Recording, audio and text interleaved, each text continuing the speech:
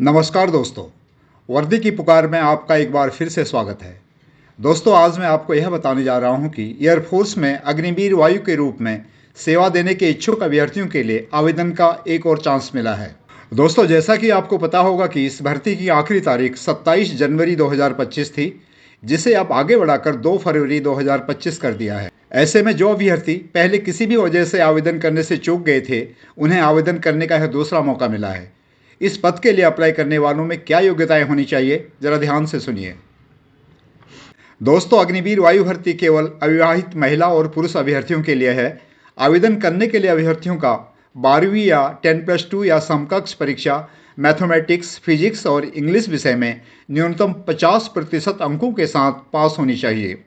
इसके साथ ही 3 साल का इंजीनियरिंग डिप्लोमा कोर्स, जिसमें mechanical, electrical, automobile, computer science, instrumental technology, information technology के साथ ही कम से कम 50% अंकों के साथ होना चाहिए। साथ ही इंग्लिश विषय में भी 50% अंक होने चाहिए। दोस्तों, आज मैं आपको भारत सरकार द्वारा शुरू की गई अग्निवीर योजना के बारे में बताता हूं। यह योजना सरकार द्वारा प्रारंभ की गई वह योजना है जिसका उद्देश्य सेना में युवाओं की भर्ती करना है। इस योजना के तहत युवा 4 साल के लिए सेना में शामिल होकर देश की सेवा कर सकते हैं। यह योजना न केवल समाज में सेना के आधारभूत मूल्यों के साथ युवाओं को सशक्त, अनुशासित और कौशल से संपन्न बनाएगी, बल्कि बदलती परिस्थिति के अनुकूल युद्ध की तैयारियों को भी बेहतर बनाएगी।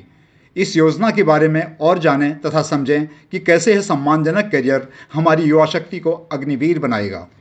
हमारे समाज में सेना की नौकरी को बेहद सम्मान के नज़रिए से देखा जाता है और हर कोई इस सम्मान को पाने का हकदार भी है।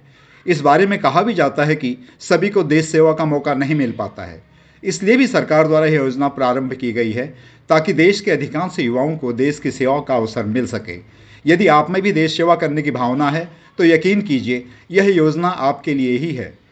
दोस्तों, अग्निवीर योजना के तहत अग्निवीरों को क्या क्या लाभ सरकार द्वारा दिए जाते हैं, जरा इन पर भी नज़र डालते हैं।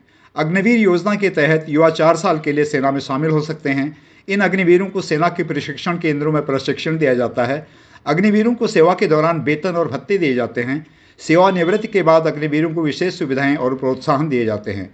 अग्निवीरों को सेना और अन्य सरकारी नौकरियों में 10% का आरक्षण भी दिया जाता है। तो साथियों, हो जाइए तैयार, भारतीय अग्निवीरों की फौज आपको पुकार रही है। धन्यवाद। जय हिंद, जय भारत।